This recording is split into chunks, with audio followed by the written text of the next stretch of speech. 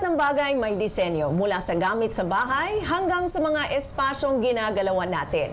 Ngayong Oktubre, ibinabalik muli ng Design Week Philippines ang spotlight sa galing at talento ng mga Filipino designer. Makakausap natin dito sa studio ang Senior Trade Industry Development Specialist ng Design Center of the Philippines at Festival Director ng Design Week, Ray Cutillar. At kasama rin natin si Maya Colayco, Community Manager ng Comuna, isang creative hub sa Makati at festival partner ng Design Week Philippines. So welcome to the program, Ray and Maya. Thank you, Menchu. It's so exciting to have you guys here, no? Pero Ray, let's start with you. Para dun sa mga first time hearing about this, ano ang Design Week Philippines at ano ang aasahan natin ngayong taon? Yeah. So, Menchu, thank you so much for having us. So we're actually from DTI Design Center, and that's one of our flagship festivals and program is Design Week Philippines. So, ang ginagawa natin is we activate key communities, creative communities all across the Philippines to do their own place-based celebration to celebrate design and to gather their communities together. So we have two main events here in Manila that's happening in Ayala on the 11th at Ayala Circuit Makati, and then on the 18th we'll have it at Ayala Triangle as a culminating event. During the week pala, we also have partner events happening all across the Philippines as well. Okay, well last year's theme, alam ko, was unearthing islandness. Yes. What is the theme for this year at bakit ito ang napili? So last year, banking on unearthing islandness, on really looking into local, us as Filipinos, and even looking at to hyper local, we really wanted a theme that would resonate, that's still very Filipino, because the value of being Filipino is something innate to us in what we do and what we are as Filipinos, no? So this year we're moving towards Ginhawa, which is looking into how our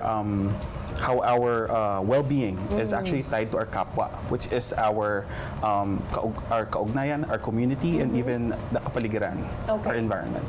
Oh, interesting. So Comuna, Maya, is one of the festival partners creating its own programming, right? Yes. Tell our viewers first, ano ba ang Comuna and how is it contributing to Design Week?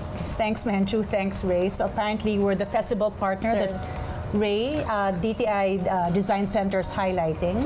Well, Comuna, in short, it's a creative community. So it's sort of it's a building, but all of our tenants are creatives. So creatives in all sorts of fields. We have graphic designers, we have chefs, we have restaurants, we have art galleries, and then we have sort of an art market, a permanent art market.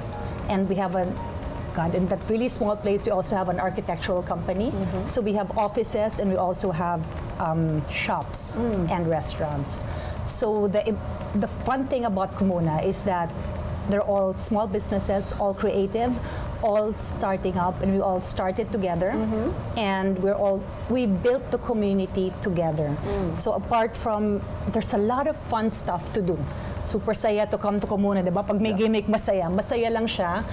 Even pag walang gimmick, just being there with the other creative people, it's really fun. Iba yung vibe. It's a vibrant community. It's very, very vibrant. Okay. Puro mga creative, puro mga bata. So without even trying, daming lumalabas na interesting collaborations, interesting ideas, interesting events. And you're bringing this sort of vibrant energy and to Design Week. Yes. Okay. Yes. So, paano nakakatulong ang community hub like Comuna para sa creative entrepreneurs and artists?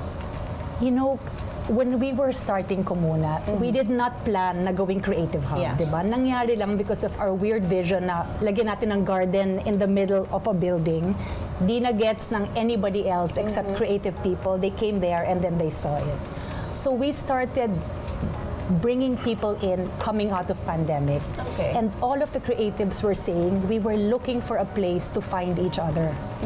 So ganda, diba? Parang ang ganda. Like when you bring creatives together, they really naturally collaborate, create something new na could be neither one of their fields. So pwedeng si graphic designer, tsaka si musician gagawa ng food dish. Parang ganon, just because of the creative energy.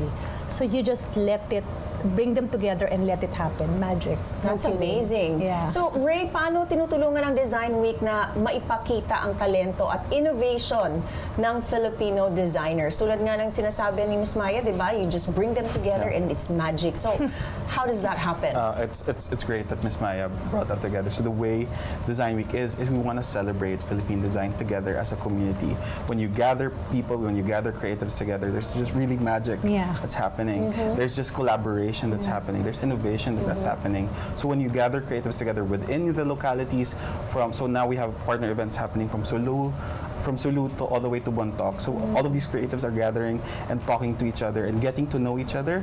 There's definitely change that's happening within their communities. All right. Well, beyond designers, because I like people like myself. Yes. Hindi naman ako designer. I'm not very artistic. Who else benefits from Design Week? Pwede bang yung mga students, communities, or small businesses? So Who else? yeah, definitely no. Some of our partners are putting up markets for their local MSMEs. For example, in Davao, there's going to be a crafters market in Davao as well. They're going to put up a small stall within Ayala, I believe, and then they're going to market indigenous textiles and fabrics and even artisanal items. So that's one way we do it. But beyond that, Design Week also does. We kind of shoulder a little bit of the resources within the festival and within the partner events for our partners. Back to your theme of Ginhawa. Yeah. You know, it's just, I think one thing is it really brings out Ginhawa. It's just it's good for even non-creatives to be in a place where there's a lot of creativity and design happening. It's just a different way of living, let's say. It's much more comfortable, much more, I say, vibrant, no? But we're all creatives. That's something I'm really discovering. We're all creatives, so that comes out. If you're around other creatives, I think it's part of who we are as people to actually create.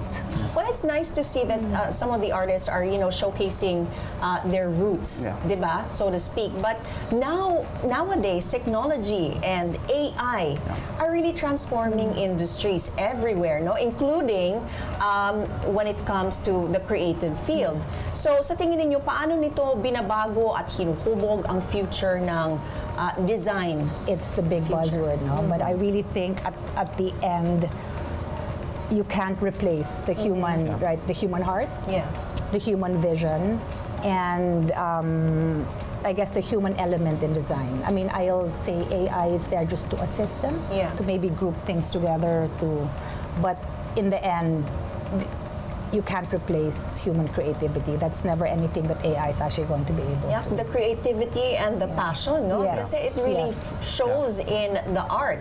So, bakit mahalagang makibahagi o sumali sa Design Week Philippines? I believe Design Week, when as I mentioned earlier, when we put together designers, we put the creatives together, there's really just magic that's happening, and there's really that creative synergy that's happening that we're very much proud of. So it's important for people to join Design Week so they understand more about their local creatives and they feel proud of what's local and what's happening around them. So how do we join? Is it free? Reminders or registration? So Design Week Philippines will be held from 11 to the 18th of October. Alongside with it, we have 134 partner organizations, creative hubs, and creative communities and MSMEs joining us. 126 events spread across 27 cities and municipalities in 14 regions nationwide, and it's still growing by the day. By the way, just this morning, the LGU of Palawan just wanted to also just do their own Design Week event, so that we now have a Design Week Puerto Princesa. The way you can join our events, you can check out our Facebook page, which is Design Week Philippines, and you can check out what's happening around you there. And also, you can check out DTI Design Center's website. We have a map there where you can find what Design Week event is around you. All right. And also, where is Comuna located? How can people actually find you and visit you? So thanks, Menchu. I'm inviting you and the entire team to come over. So Comuna is, follow our Instagram page, comuna.ph. All the information about Comuna. A little bit about our philosophy is in there. It's the first pinned post. But also you get to see what our different tenants are also doing. So Comuna is in 238 P. Ocampo in San Antonio, Makati. So it's actually very central on the way from Makati to Manila.